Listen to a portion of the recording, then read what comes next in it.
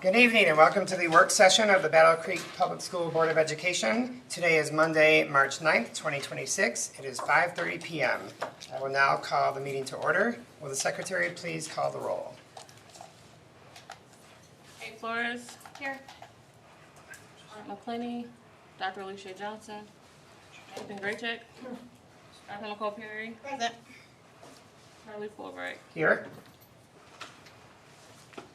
As a reminder, tonight's meeting is being interpreted into Spanish thanks to our partners at Voces Battle Creek. To listen in Spanish, please refer to the description on our YouTube live stream for the link. To our board members and other speakers, please remember to speak clearly and not too quickly so that our interpreters are able to keep up. Thank you. I will now entertain a motion for the approval of the agenda, consideration of additions and deletions. Fulbright. Yes, Trustee Perry? I move that we adopt the agenda as submitted. It's been moved by Trustee Perry, supported by Trustee Flores. Any discussion? Hearing none, all in favor say yes? Yes. Yes. All opposed say no. Motion passes. The BCPS Board of Education recognizes the value of public comment on educational issues and the importance of allowing members of the community to express themselves on district matters. We have two opportunities tonight on our agenda for public comment. The Board of Education requests that you fill out a public participation form with contact information. As you come to the microphone, please state your name, and each statement made by a speaker shall be limited to a 3-minute duration. If the speaker represents a group, the person will be given 5 minutes to speak. BCPS Board of Education will listen, take comments and questions under advisement, but not respond at this time. Public commenters will direct all comments to the Board of Education and not to staff or other participants. Let's begin. Our first public commenter, Elizabeth Inslee.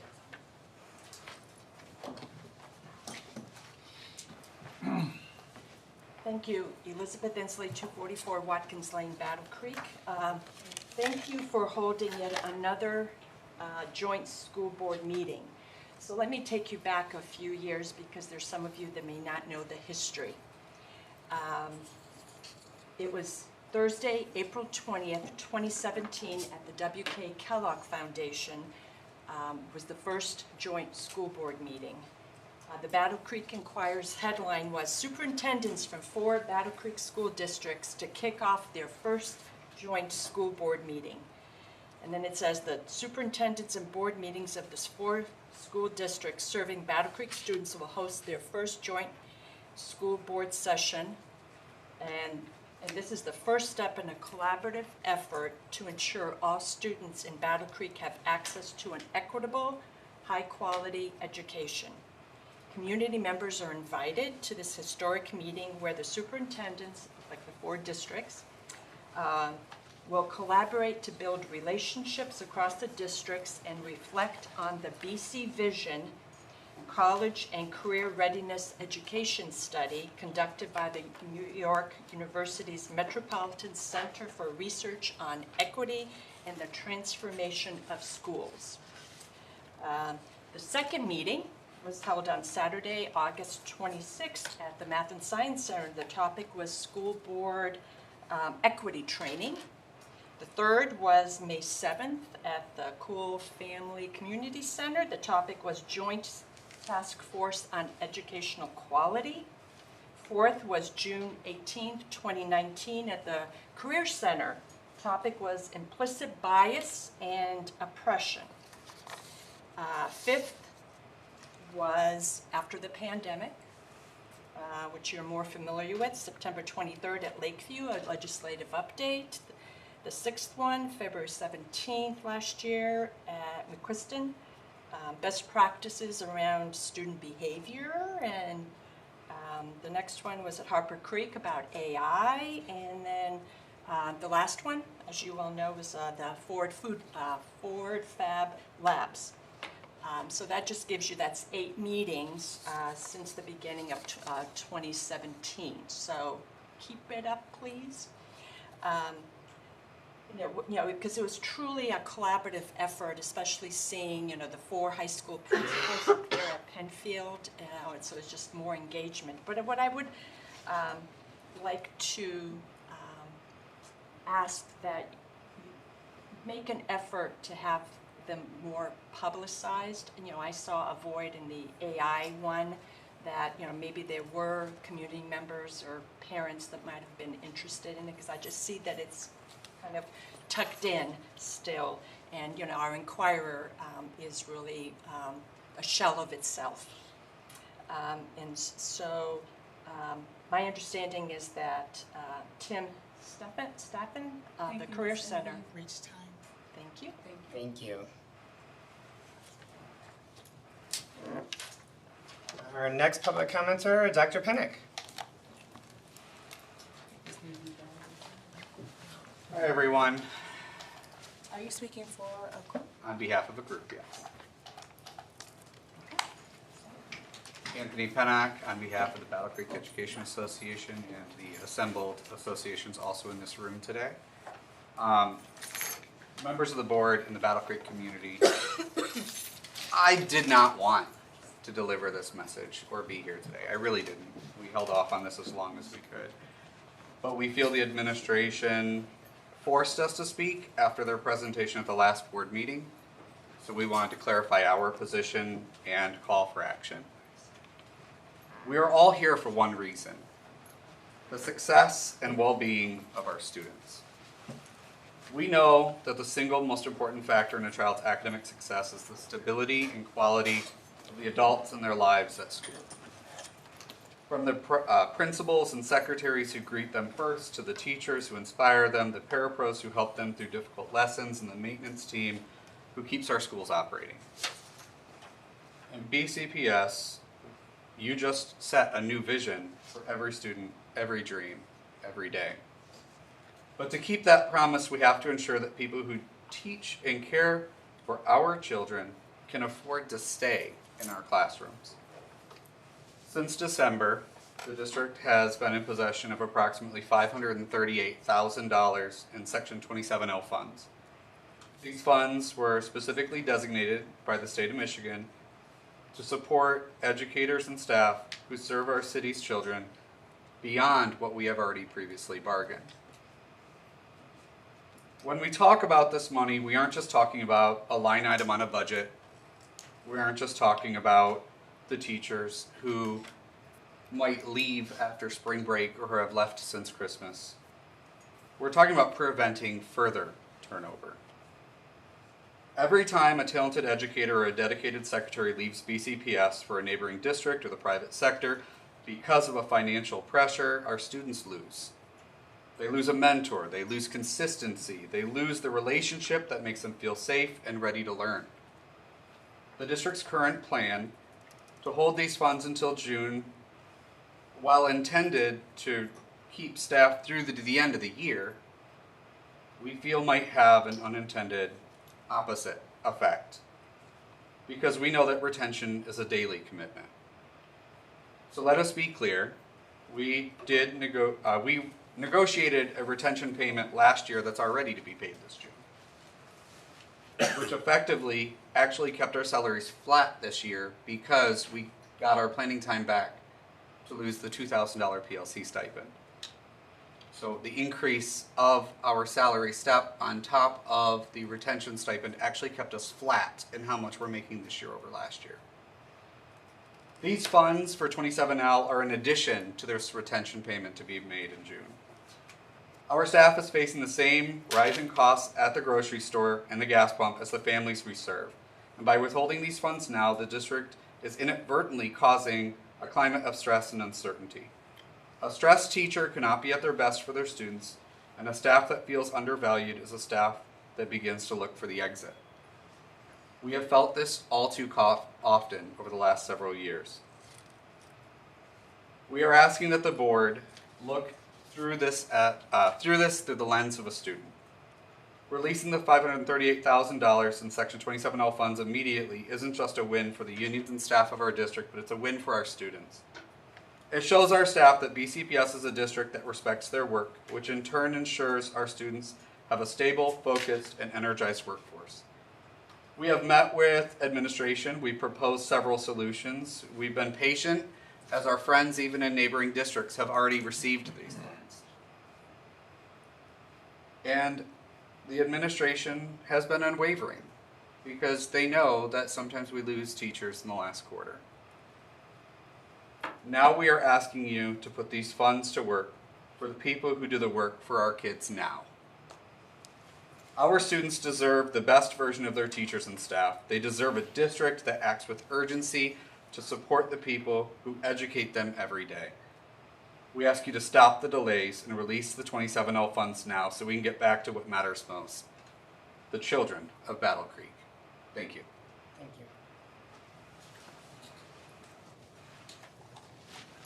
you. Next, we have Sarah Cox. Are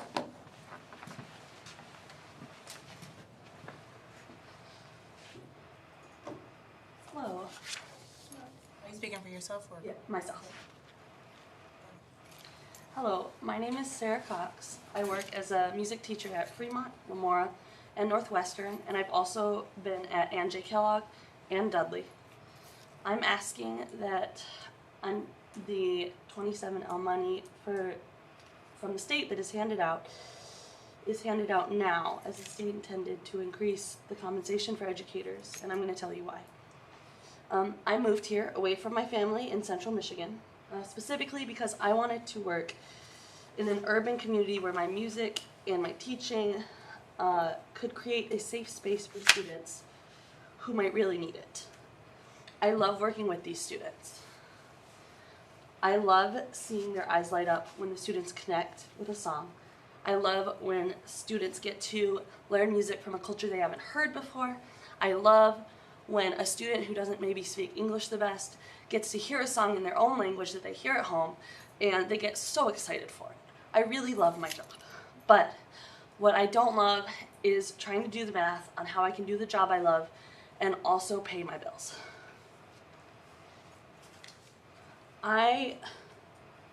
What I really struggle with is, since being here, I've been increasingly unable to pay for things.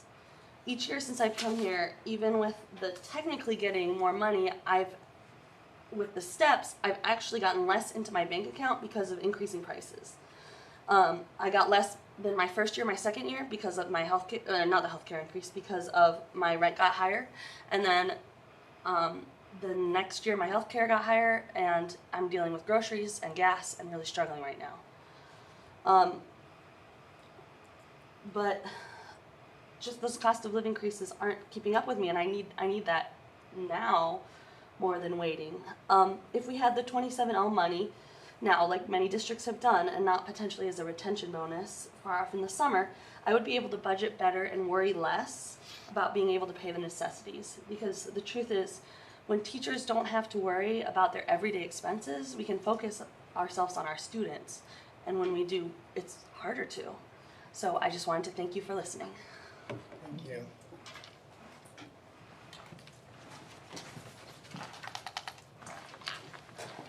Moving on to reports and recommendations. B3 robotics competition travel request. Dr. Harvey.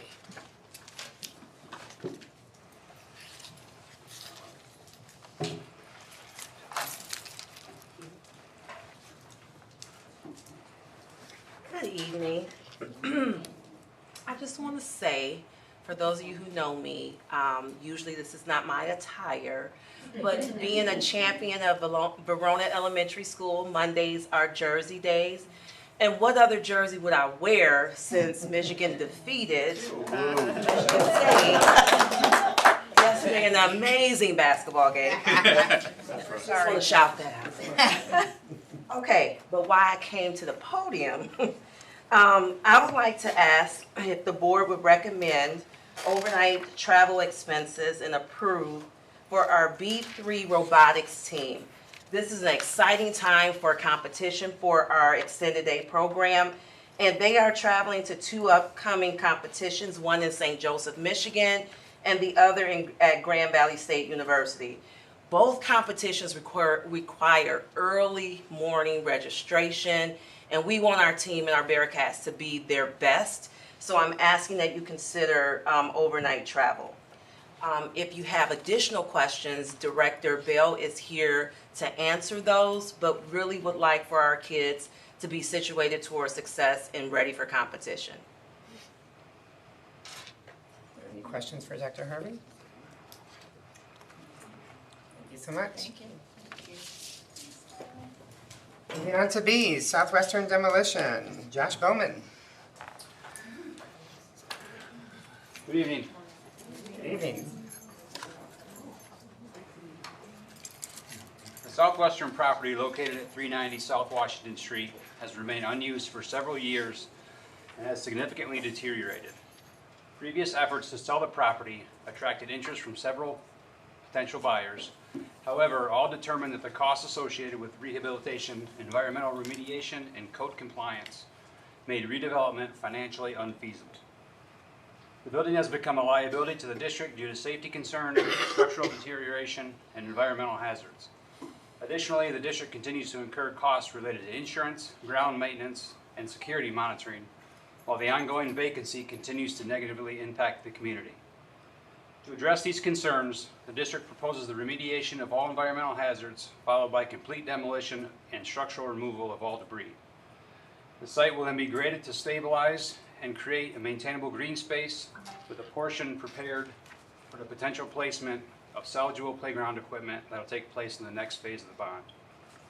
It is recommended that the Board of Education approve E.T. McKenzie in the amount of $1,451,513 to perform and complete the demolition of Southwestern Junior High School, including asbestos abatement and site restoration. Are there any questions or comments for Mr. Bowman? I just also want to make sure I'm clear. I see that there's going to be not just, when you say restoration, like, what does that include? I see there's going to be like a grading, like a flattening. Can you tell me more about what the restoration of the Yeah, area? there's actually two parcels associated with Southwestern, the lower level of the football field, which is not being touched, and the upper level where the building stands. So what will happen is once the building's taken down, they'll grade everything to a mowable grade, but then the civil plan that I laid out in the attachments will also include a flat space for potential salvage playground equipment that we can put in, potentially barring code compliance in the next phase of the bond. I had a question related to, I know that when we were talking about people saying goodbye to the building, there were some people asking about bricks or something like that. Is that even possible? Getting what? Bricks. From the building, actual bricks. Yeah, I think Herb's been handling most of that, but we are looking into some potentially, there's some stanchions that we've taken out of the auditorium that have the Southwest Junior High School label on them, and I believe he was thinking about repurposing some of those for that. And as noted in the drawings, that we are keeping the cornerstone just in case there's some value in that, historical value. Thank you so much. Thank you. Moving on, oh, you're still there. BCPS Custodial Service Provider. The district maintains 19 facilities totaling approximately 1.5 million square feet of instructional, athletic, and administrative space, making consistent and reliable custodial services essential to maintaining safe, clean, and well-functioning environments. The district issued an RFP for custodial services and received 14 submissions. The administration conducted a comprehensive evaluation process that included formal scoring, review of staffing models, wage structures, equipment allocations, management plans, financial proposals, references, and post-bid interviews. Following this evaluation, administration proposes awarding the custodial services contract to Grand Rapids Building Services. While GRBS was not the lowest bidder, their proposal provides the best overall value for the district. Their staffing plan appropriately reflects the operational needs of a 19-building district, and their proposed wage structure supports effective recruitment, onboarding, and long-term employee retention. The proposal also includes appropriate equipment levels, with the understanding that the district will first conduct an audit of the existing custodial equipment to purchased approximately 3 years ago to determine where cost assets can be utilized to positively affect the bottom line. For these reasons, we recommend that the Board of Education approve the award of the custodial services contract to Grand Rapids Building Services in an amount not to exceed $3,200,000 annually, as this proposal offers the most sustainable operational model and long-term stability for the district. Questions or comments? I just wanted to say that the attachments that you provided are very helpful for me personally. I love to see the scoring system on how you guys graded each of the contractors, and it was very helpful to see how you guys did this process. So thank you for that. Thank you. Thank you. Moving on to discussion, empowering excellence, progress and achievements, Ann.J. Kellogg. Laisha Phillips. Come up, and then when you're ready, just press space bar.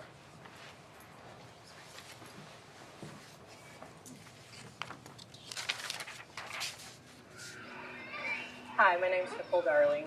I teach 5th grade here at A&J Elementary at Battle Creek Public Schools. This is my 4th year, and I think it's my best year yet. Strong leadership at A&J has made a huge difference here by creating clear communication, support, and shared goals for our teachers across the board. Along with the leadership, we have a positive culture here at A&J. It helps create an environment where both students and staff feel supported and valued. This allows us as teachers to focus on helping students learn and grow. That's actually the motto in my classroom. We're here at school to learn and grow. As a 5th grade teacher, I see students developing academically, socially, emotionally, as they prepare to go to middle school. This is setting them up for success. By reflecting on my teaching using data, new strategies, in collaboration with my colleagues, it just helps strengthen our work as our A&J community, our family. The most rewarding part of teaching for me is seeing our students gain the confidence and realize what they're really, truly capable of. I love this class, especially with my teacher. That's no one. I love Ms. Garland, Mrs. Hubbard, Ms. Bernard, everybody, bro. They is the coolest staff and teachers you will ever meet. I promise you, they let you, Ms. Hubbard, she let you have lunch with her, but don't let you have lunch with her. That's the one thing you possibly ask for. They keep us on track. They keep us succeeding. I wouldn't be where I'm at if it wasn't for my teachers. They help you with math work. They even help you when times are hard. They help you if you don't understand something. They help you with all those things. I think it's setting me up for a greater future. 5th grade taught me a lot of things, like self-control. It taught me discipline. A lot of stuff taught me from 5th grade, and I think that I wouldn't be able to go to the next grade if it wasn't for my 5th grade teachers.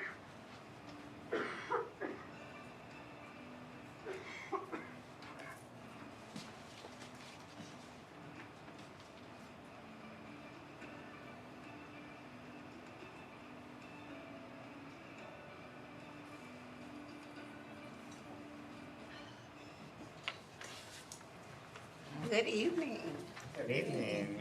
Board of Education, Superintendent Carter, all of the directors. I am Naisha Phillips. I'm the proud principal of Ann.J. Kellogg Elementary School.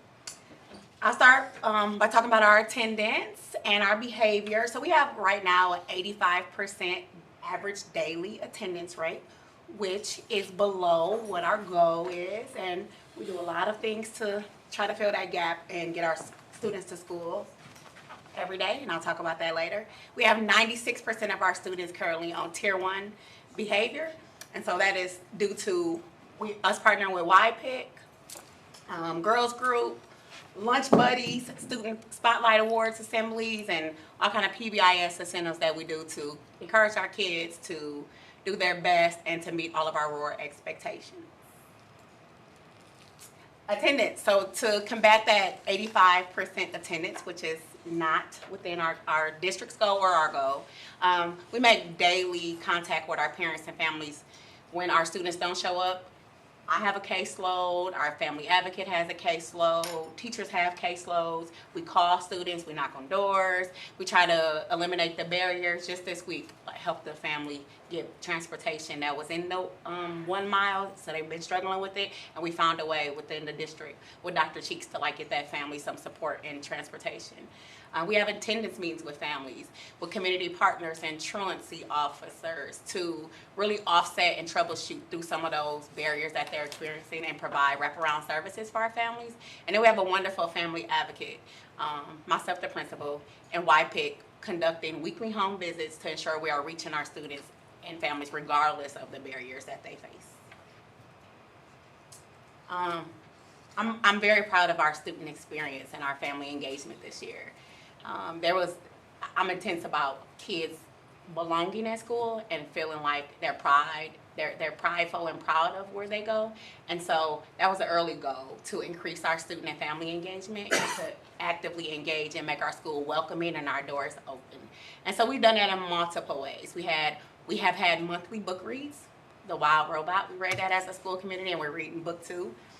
We've increased our social media presence, letting families see what we do daily, posting often. One thing that I did immediately was have social media ambassadors within our building that post, and they capture things that I don't get to see as a principal, and they have free reign to post those things.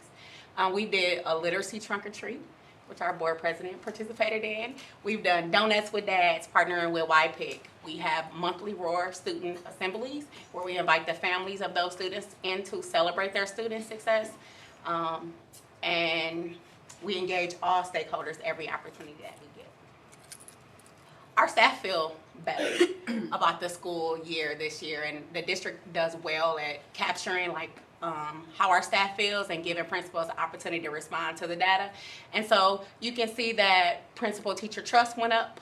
You can see that their view of instructional leadership went up, and then inclusive practices grew a lot early this year.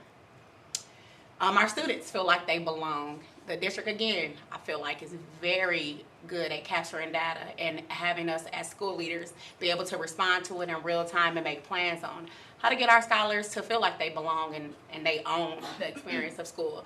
And so right now we're at 74% of our students feel like they belong in our school, and that's above the district goal, but we want to get that to 100% of our students feel like they belong every day. So we're continuing to reach out to those students and look into that data and see the points where the kids felt like we could do some improving. Academically, we're growing. So you have winter to winter, we've grown about 9 percentage points in our NWEA ELA above the 60 percentile, and the importance of looking above the 60 percentile correlates to MSTEP, and it says that students that perform higher than the 60 percentile and higher have a high likelihood of being proficient on MSTEP. And so we've nearly doubled our percentage so far, and that was at winter break. When you also look at the bottom 20%, we are decreasing the students that are multiple years behind, and we're doing that with targeted intervention every day, 4 days a week, looking at those specific skills and responding to those students' individualized needs, and shifting and monitoring the data, making the adjustment.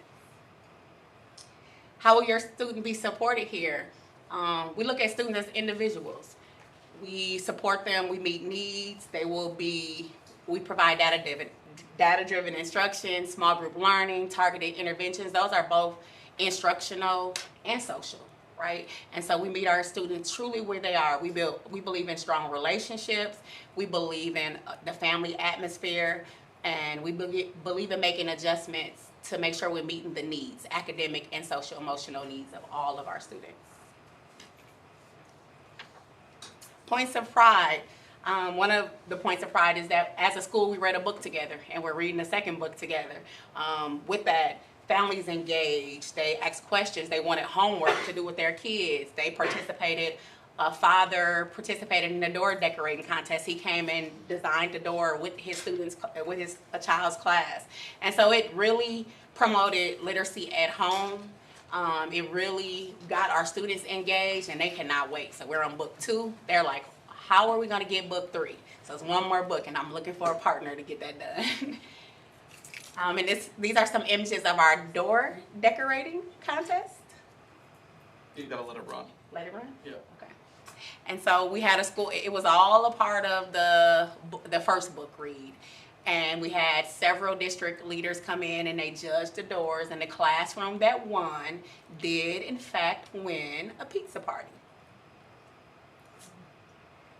And then for Black History Month, the students came to me and said that they wanted to have a Black History program, and it was very student-driven, student and teacher-driven, and they put it together in a short amount of time, and we wanted to share a video that we did create together for this. Press on the red button. Look it.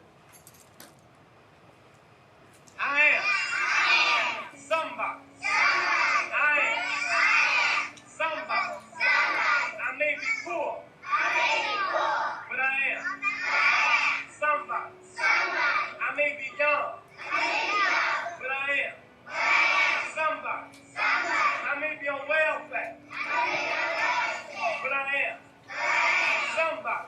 I may be small, but I am somebody. I may make a mistake,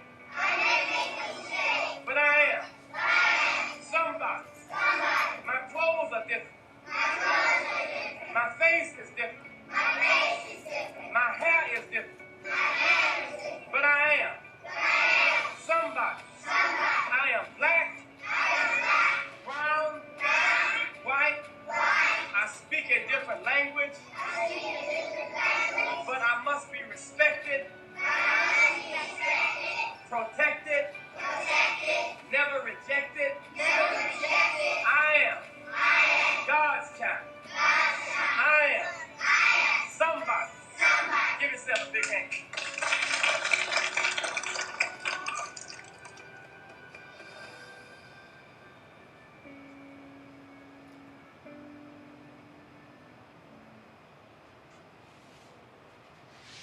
Press on the arrow to the right. That is the end of my presentation. No, you got your outline. Oh. Don't forget. Okay, so we have some upcoming events. We do have a parent-teacher. We're trying to form a parent PTO. And so we have our interest meeting this week on Thursday. And then we have our parent-teacher conferences on March 18th and March 19th. And then we just have some of the great things that have happened so far this year.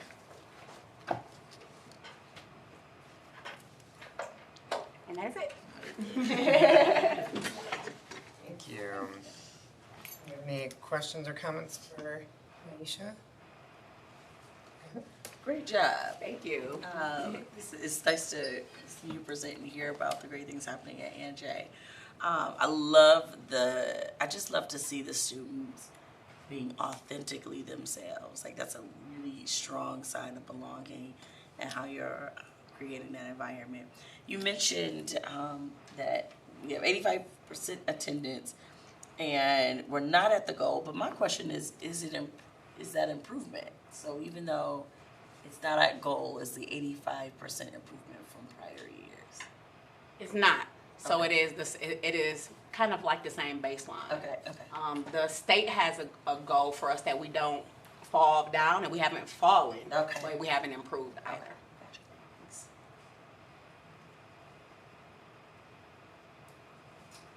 Thank you so much. Moving on to B, Special Education Overview. Dr. Carter.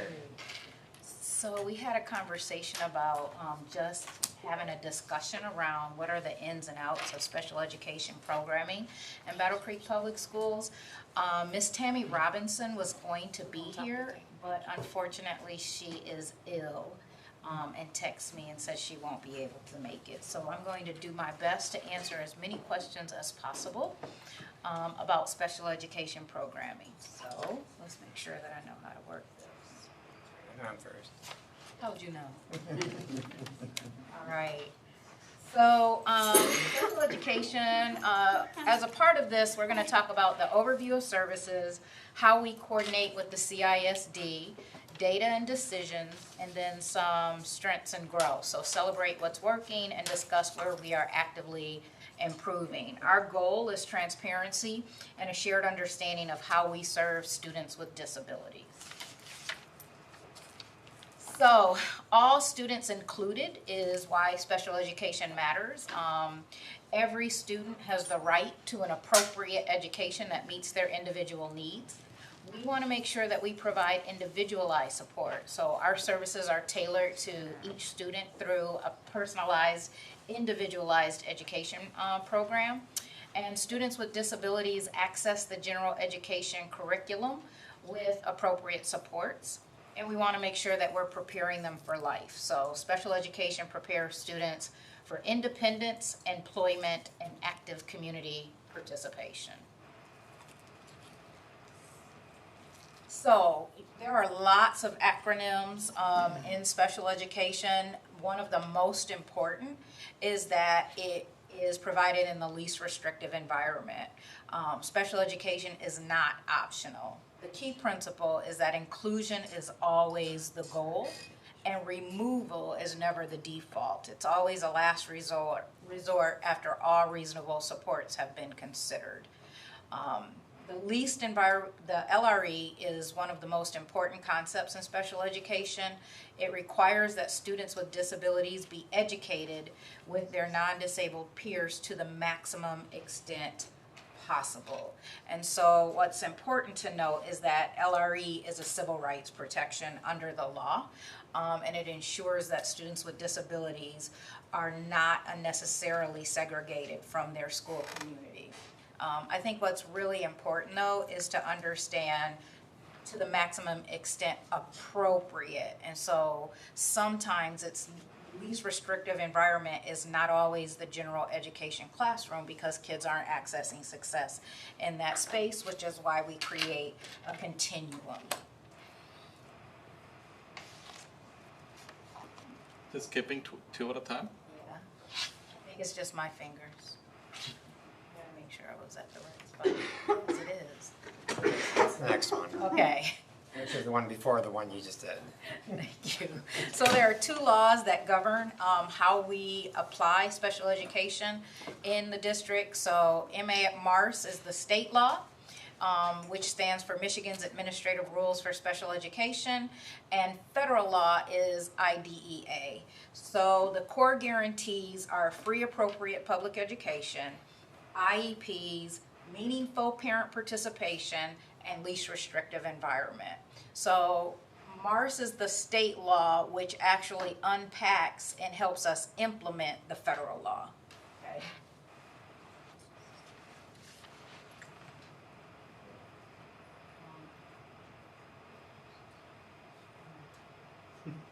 It's gonna keep doing two. So special education on a continuum. What's important in this one is just showing where it starts. So level 1 is general education classroom. That's all students. Then the next level would be gen ed with supports. And so sometimes that will show up as a co-teach model. And in some of our middle schools, we have teachers that push into the classroom to support students who have an individualized education plan. The next level of support is resource programming. So that's when students are pulled out for support. They have access to the gen ed classroom, but then they receive additional layers of support through pullout. Next level is self-contained, which means that those students are in a classroom that does not normally have general education time. It's self-contained in order for them to receive those supports. And then if we need to continue to move up levels, we talk about a regional special education classroom. So many people have heard of DKDC, and there are different classrooms, and that is Doris Clausen. And so that's a specialized program depending upon the student's need. That's an example of that. Then we have, no, let me take that back. Special ed classroom is we may have an ASD and autism support classroom that might be in a different district that kids have access, or we even have some classrooms like ECSE, which is Early Childhood Special Education. We run our own classrooms here in Battle Creek Public Schools. Then the next level is center-based programming, and that's where you will find something like Doris Clausen. And they have very specific classrooms that meet students' needs. And then finally, homebound or hospital services and or facilities. We do have students that might need a residential facility or care. And all of that has to be written into their IEP. So the IEP will determine the placement. We can't just decide that a student should go to a specialized program unless the IEPC, which is the council that's recommending, makes that recommendation as a part of their IEP. Any questions so far? Yes? The other question I had is, can you jump around? So if someone is at level 5, can they get to level 2 or 1 or vice versa? Like, is it once a year it gets reevaluated, or throughout the whole year it gets evaluated? So the ultimate goal of special education is to reduce the amount of services a student needs, right? So the answer is yes, but I will tell you that the normally when a student is in a level 4 or above, I have not in my career seen that placement come back down. I have watched kids go up in placement, so you start at resource, the resource does not meet their need, so we rewrite an IEP for a self-contained, so on and so forth. And the IEPs are reviewed on a regular basis to determine if the placement is still appropriate, as well as the number of hours. So a student might start with 2 hours a week and realize that that's not meeting their needs, and so they may go to 4 hours, so on and so forth. Yes?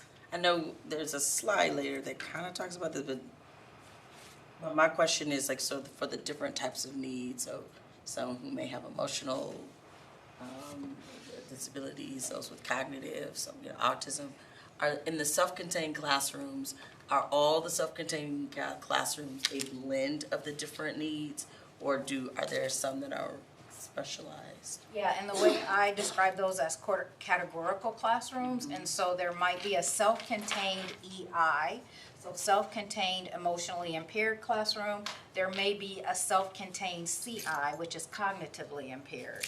And then there may be a self-contained classroom that has multiple diagnoses in it. And that's determined based on the countywide need and the placement of students. I have a question, Kim. Maybe you're going to get to this in terms of like what levels are offered, like at each, like what can you expect of each individual school? It's not by school, it's by district. By district. Yep. And so there are schools that just have resource room. There is, at ANJ, there is a self-contained classroom, but there is not a self-contained classroom at Fremont. So we look at it district-wide and not school by school.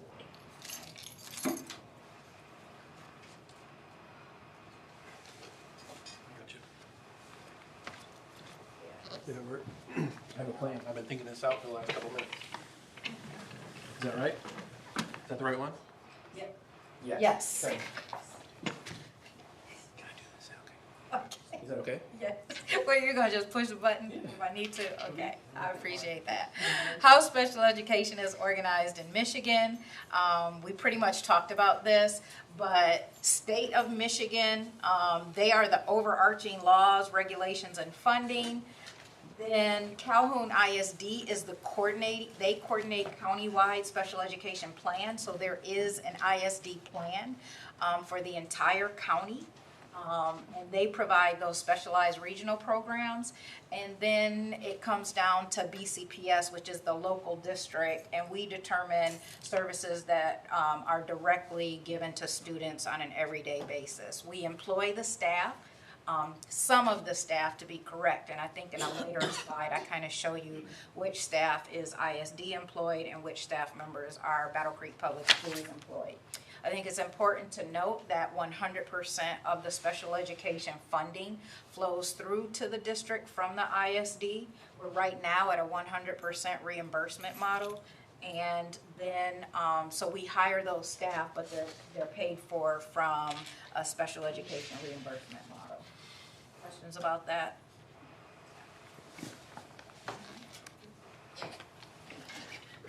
Distracting, I'll move, seriously. What, I'm gonna keep trying with this and I'll tell you if it doesn't work. So there's a shared responsibility. This slide just talks about what is Calhoun County's responsibilities and what are Battle Creek Public Schools' responsibilities.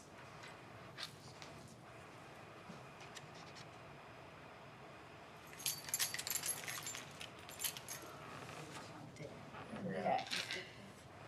So, total enrollment from our last, we just had an audit, special education audit report in December of 2025. And one of the questions that always comes up is, are we out of compliance with our rate compared to the state, so on.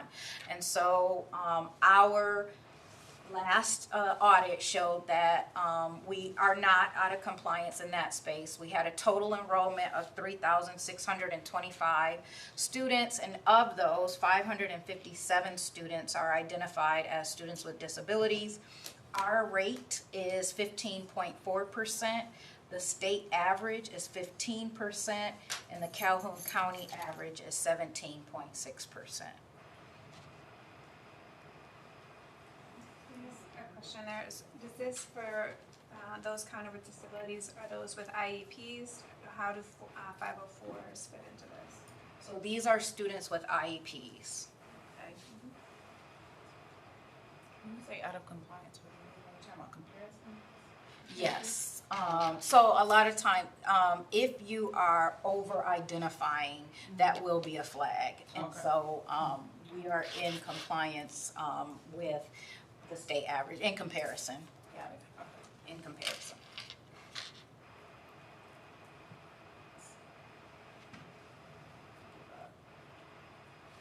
I got it. There we go. And so this slide shows you what percentage of our students, how they are categorized. So the largest portion of our students are specific learning disabilities.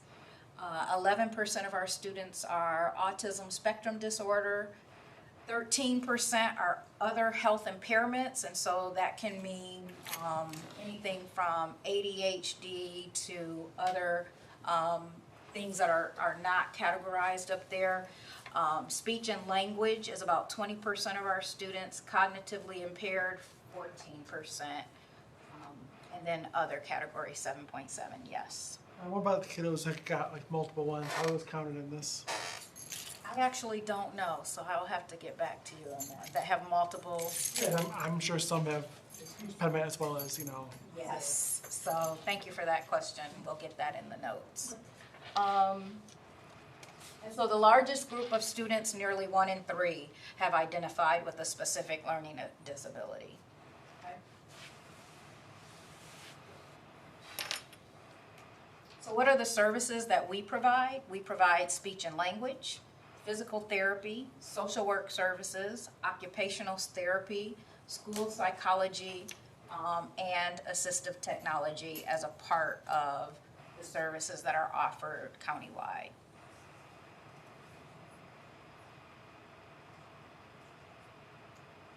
We have resource programs, which are pull-out and push-in support. These are students who spend the majority of their time in general education. We also have TCs, teacher consultant services, and these are itinerant specialists hired under the ISD plan to consult with teachers and provide direct student support.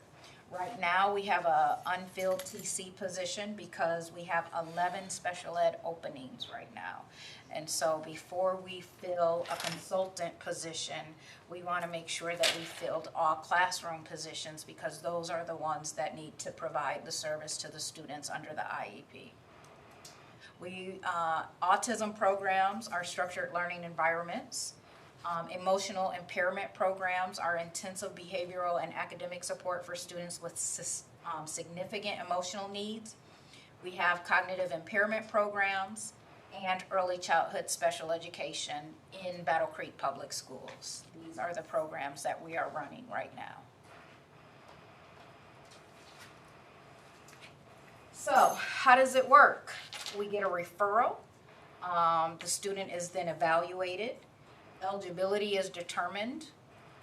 IEP is developed, and then placement is determined in one of those levels of resources and support.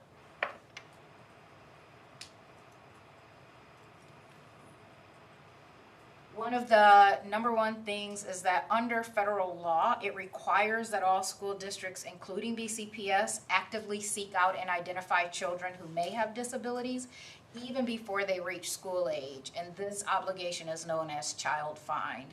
And so early identification means earlier support, which leads to better long-term outcomes for students and families.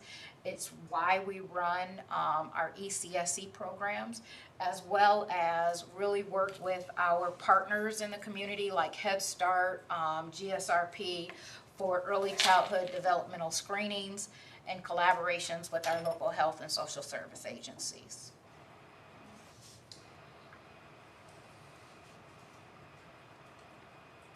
So again, in terms of funding, we have federal funding, state funding, and local district funding.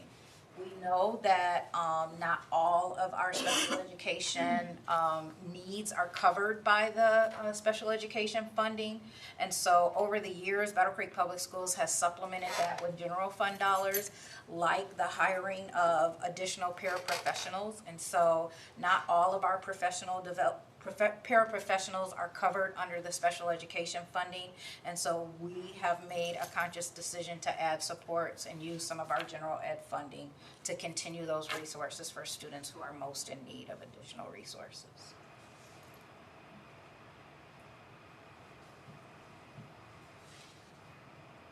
So special education also has transportation requirements. 210 of our students have transportation as a part of their IEP.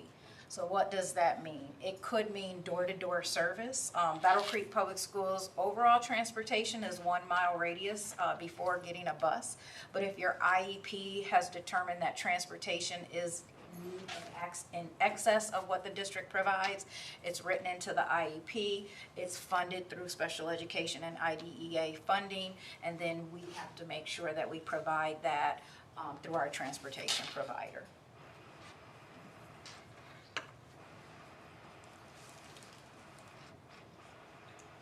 So staffing, here's where we talk about our special education teachers, our Battle Creek Public Schools employed, our teacher consultants, and our paraprofessionals are BCPS employees.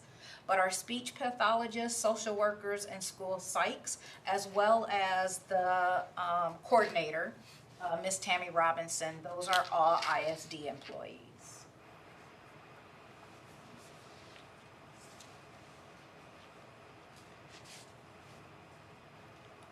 So strengths we should celebrate. We had strong financial reporting, collaborative evaluation teams, well-constructed IEP goals, and improved documentation practices were the findings from our last audit. But the areas that we need to really improve on are the timeliness of IEP meetings.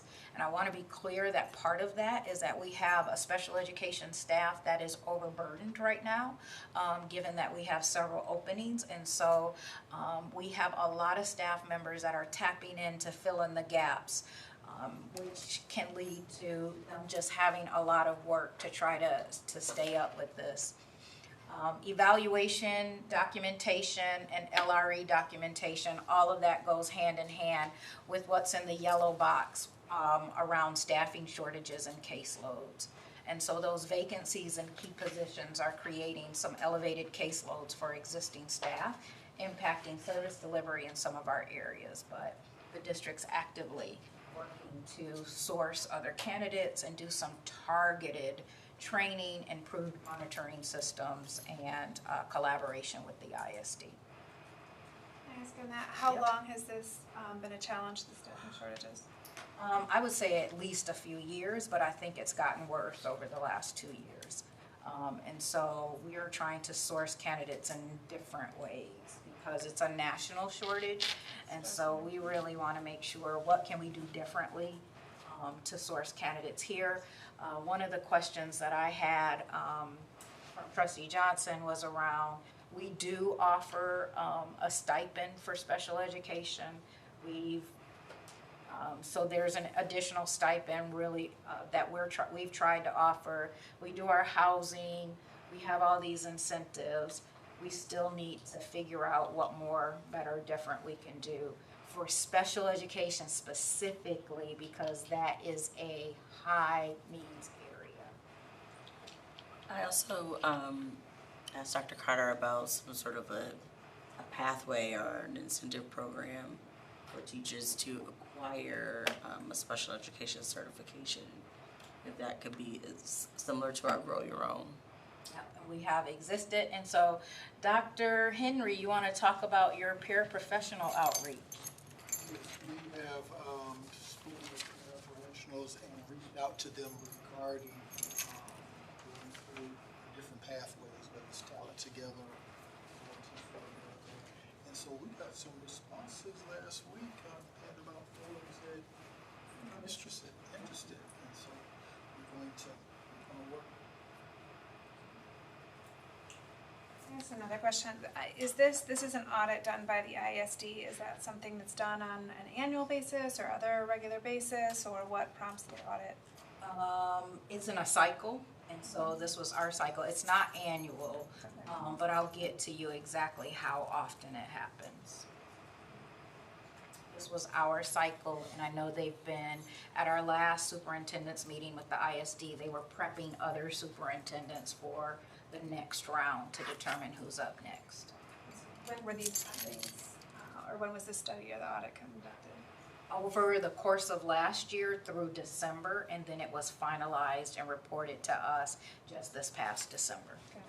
Thank You know, even if we, as we explore the opportunities for certification programs and such, I'm curious if teaching staff would even find it helpful to have some education on some of the most common disabilities that they face and how to, different teaching techniques. Some of the teachers that I've talked to have shared that we don't really get very much training in some of those things. So as we think about training and continuing education opportunities, I wonder if that would be of interest, even if they don't have the certification, just an awareness of how some of these conditions show up in the classroom and strategies.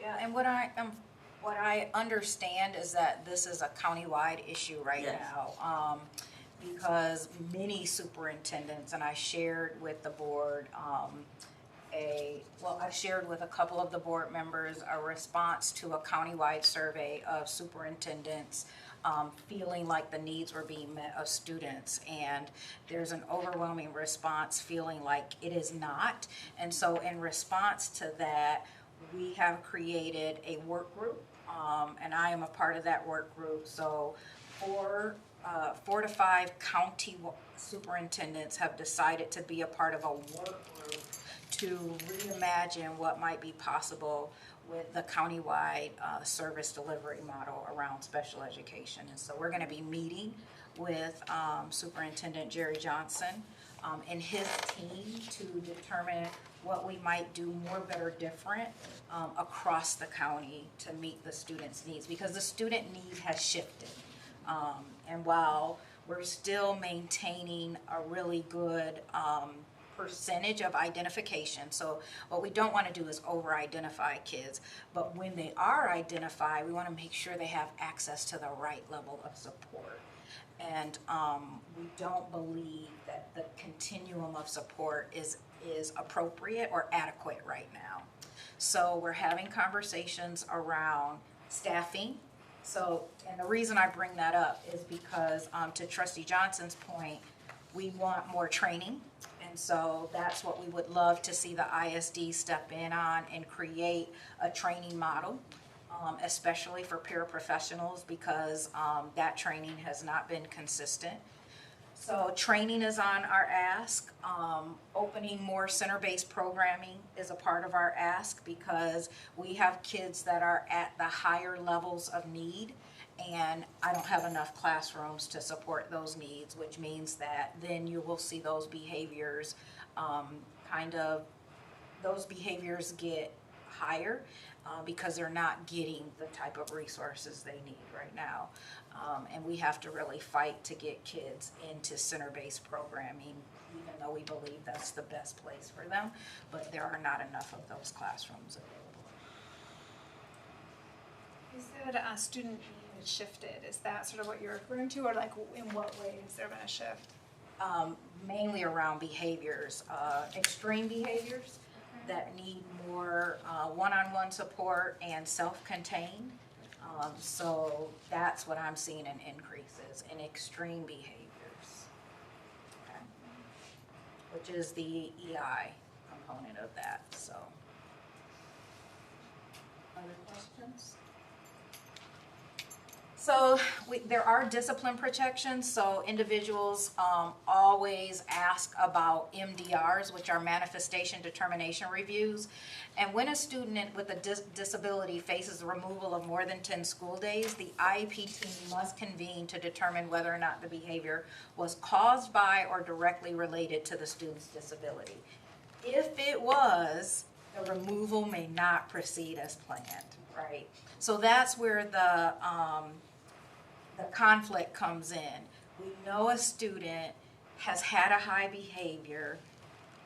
We have removed them, but it's a manifestation of their disability, so we have to bring them back to school. We can no longer exclude them.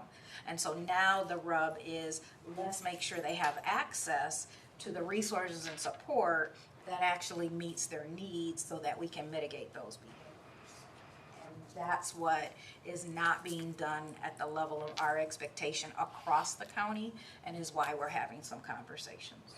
Okay. When a behavior is a concern, we do a functional behavior assessment, which is true, if I were to just put it in layman, it's to understand why that behavior is occurring. So is it because it's low academic access? Is it the function of the behavior, escape, removal, trying to hide from expectations? What's the function of the behavior so that we can create a resource and support plan that meets their needs?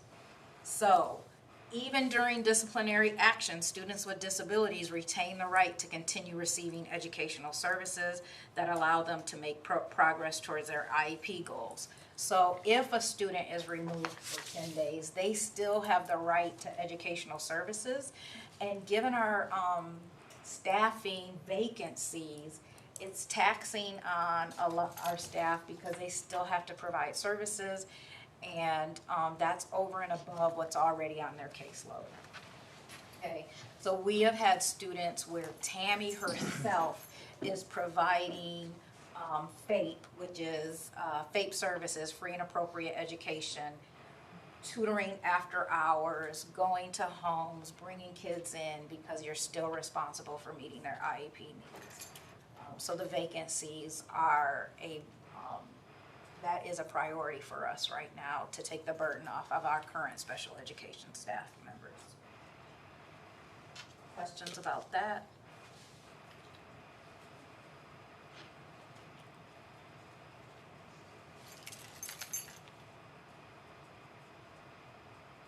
There we go.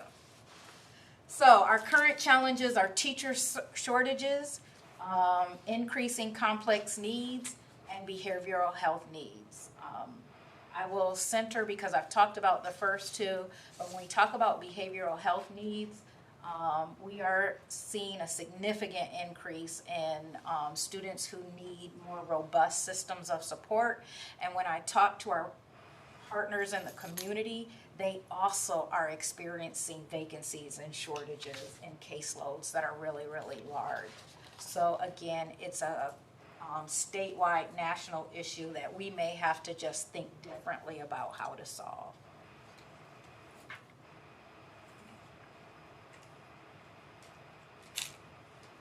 So our current improvement efforts are to really focus on IEP timelines and documentation, to Dr. Johnson's point, the general and special education collaboration, professional development, behavioral supports, and data monitoring. Those are areas of focus right now based on our feedback from the special education audit. So speaking of data monitoring, what data do we, so my first part of this question is, how does graduation work for special education students? And the second part of that is, what is our graduation rate, or dropout, retention, all of that for our students who are special education? So I thought I put that in there, but maybe I didn't. Nope, I didn't put that number in there, but the graduation rate right now for special students receiving special education services is around 45%. And that is an academic outcome that we're really trying to shift to make sure they have resources and supports earlier.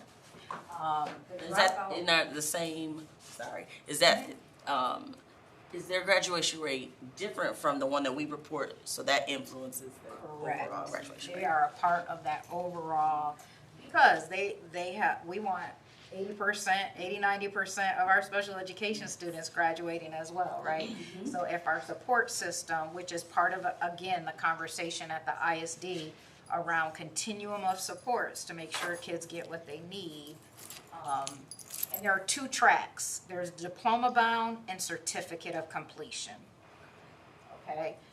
We want kids diploma bound to the best of our ability, and certificate of completion as a last resort for students who we just know that the diploma track is just not appropriate for them.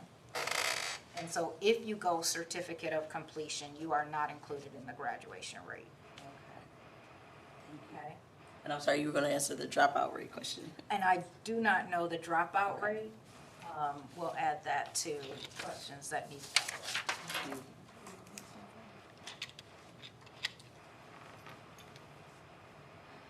So what the board should know.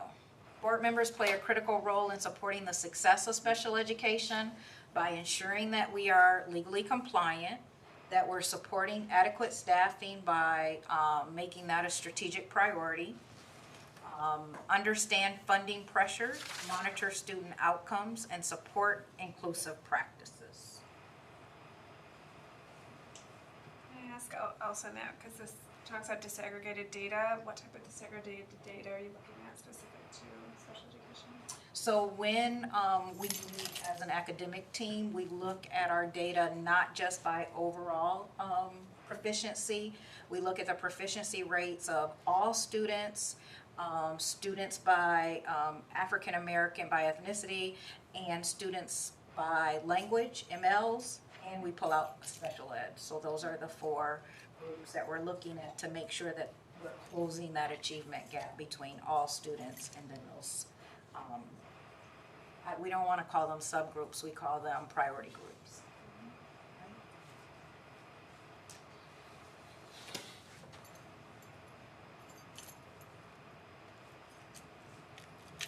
So what does success look like for every student? That they receive their appropriate services, they're included whenever possible, they make meaningful progress, and most importantly, they're prepared for life after school.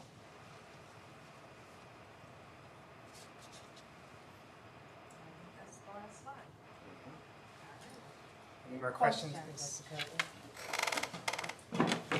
Question, but thank you for sharing that about the work group, and in general, I really value that is and the leadership of trying to pull together and find alternative solutions from that collaborative larger systems level. So I'll be looking forward to hearing more as that develops.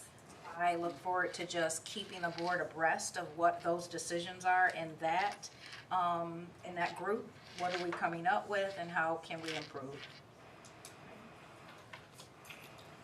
Thank you, Dr. Carter. Moving on to C, restorative procedure for vape and nicotine offenses. Terry. Good evening, board. Good evening. About 2 months ago, Dr. Carter came to me and asked me to develop a restorative practice for vaping. And when we talk about vaping, we're not talking about marijuana. We already have a marijuana policy in our student handbook. This is particularly for vaping nicotine. So when we got together, we had a long conversation about what our core commitment was going to be when we developed this. And let me just go back a little bit. The principals and assistant principals from the secondary schools all came and were a part of this conversation. Our core commitment when we wrote up our goal was that this procedure is not to punish addiction, but to educate, intervene, and support students in making healthier choices. Through structured restorative practices, education, and family partnerships, schools will help students understand the impact of nicotine use and develop the skills necessary to make positive, lasting changes. So one of the things that we recognize right off the bat is nicotine use is an addiction, and we need to approach it from an educational standpoint. Even though it is ubiquitous in society right now, and even though we know that students should not be using vaping, we also know that they are actively and easily available to students at this point. And so we wanted to make sure that when we came together and there was a consequence, that we had restorative practices in place that would allow us to both educate and still hold the student accountable for bringing it into the building. So what you see are a list of 6 steps that we would take. I wanted to say right now that we're having conversations about eliminating the 6 steps and kind of going down to 3 and consolidating the educational part a bit, because 6 is a lot, but we were in a good mood that day and we decided to be just brilliantly nice. I also want to tell you that the approved educational programs, the programs are national programs. They are not anything that we grew out of home. They are free to the school district to use, and they allow us both to have the students work individually, but they can also be supported by support staff who read with students. And so this is not going to eliminate our special ed students or ML students. It's going to be supported in order to make sure that they are getting the same education as the rest of our students. So this is just for your review.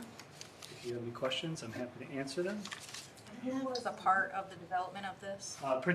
Executive Principal Gillen, Principal Nordman, Principal Ford, Principal Shorter, Assistant Principal Holmes, Principal Galvan, and Assistant Principal Nordman. So we had almost everything. I have a question. Absolutely. Looking at the restorative response, and this is just probably my lack of understanding of how this works. So I'm seeing that there's escalation where we have in-school suspension and then out-of-school suspension. I'm not getting the correlation between a vape pen and then necessitating an ISS or out-of-school suspension. So you go up the steps. So the first one would be, I take your pen, we call home, your parents are informed, and you go to class, because we don't want to keep them out. But then the second one, it becomes, you come in, we take the pen, we make the phone call, and then you're going to sit down for an hour and you're going to do that first workbook in order to have students do it. So then students go back to class. So that's out of an hour of the day. The next step would be, and this is why we need to combine these, but the next step would be we're going to up the ante on what the work is that you're going to do. And because it's going to happen during the school day in the school, we're not sending a student home for this. It will be ISS for that. So we have to do ISS once it goes, once we're going to take up a portion of the day with education that doesn't meet the classroom education. Does that make sense? Yeah, but does it make sense to have the students miss instructional time because of vaping? Is what I'm really trying to understand. We want to get at, so if what we were thinking when we did this was if you walked in with a vape and this was your second time, that we weren't going to put any distance in between the time that you had the vape and the time that we were going to do education. So we wanted that immediate, and we wanted it immediate every time, because then we were reinforcing the fact that just because you have a vape doesn't necessarily you're going home. It means that you're going to do some extra learning in the building. So that's why we moved to the ISS part. And then OSS, that's number 6, and we thought 6 chances was quite a lot, but then you come back with an individualized plan that is developed with the school and your family, and we start the process based on that. Okay, I'm just not connecting how that will help deter the behavior if it's an addiction. for nicotine. So I usually think of like suspensions being something that if you're having a behavioral issue, it will reinforce like this is not how we want you to behave and you need to be separated if you were fighting or something like that. But I don't, my mind just isn't making the connection, and there might be some rationale behind it. I'm just not familiar enough, or with the frequency. How frequently do we have students get caught with a vape pen? So that is an Sometimes you'll have extraordinarily good somebody question. Out a lot. So vaping is already a pretty high percentage of what is actually happening in buildings, but once the vape detectors come online in the buildings, we are going to see a massive spike because the vape detectors will catch smoke, and that isn't something that you're going to be able to catch any other way. So we expect a larger uptick in vape instances right off the bat when the vape detectors go live. So we wanted to have something present right off the bat that would allow us to put an educational barrier in between the student and any other consequence for it. Is that better? Yeah, I get what you're saying. I just don't know that that's, in my mind, the appropriate way to deter the behavior. It's going to be a spike. That seems like that's going to be super difficult on your administrators to have to deal with a lot of vape pen usage and administering these, and then you're going to have a lot of offenses racking up, and these kids are missing school. We're already talking about we have challenges with attendance and grades and test scores. So for something like a vape pen, and maybe I'm just minimizing it in my mind, I don't see that as something that requires removal from class. Taking the pen, I totally get, but I'm just not making that connection. So Well, I there's just probably do not want an to say nicotine on a campus is not currently legal. You're not supposed to be smoking on I'm aware, campuses but they're anymore. bringing them. So I'm Right. realistically, is that going to deter it? I don't know. So I guess this will be seen. That just was my concern when I read it, is that we're Thank you. pulling them out. So it won't fix the behavior. I'm an addictions therapist. There we go. Oh, it should have brought you. There's only so much that education will take it, right? So you'll have some that the education will be helpful, kind of as a, did you know what this will do? But, and I know that I do see